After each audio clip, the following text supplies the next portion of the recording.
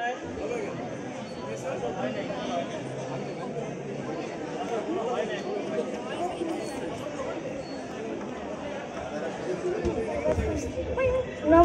আমি একটি কবিতা আবৃত্তি করছি।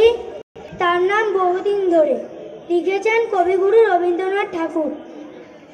বহুদিন ধরে বহু ক্রোশ দূরে, বহু ব্যয় করি বহু দেশ ঘুরে, দেখিতে গিয়েছি পর্বতমালা, দেখিতে গিয়েছি সিন্ধু, দেখা হয় নাই চক্ষু মেলিয়া, ঘর হতে শুধু দুই পা ফেলিয়া, একটি ধানের শীষের উপরে একটি শিশির বিন্দু। নমস্কার।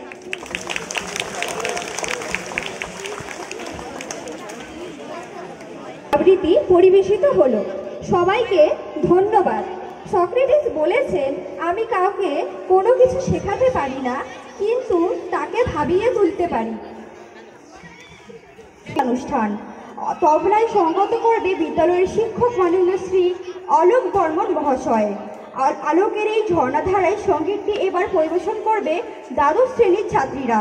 পরিবেশনায় সুস্মিতা মণ্ডল, কবিতা সরকার, মুক্তাশীল শর্মা, ঋতু সরকার, কোয়েল বাইন এবং সুবর্ণা ভৌমিক।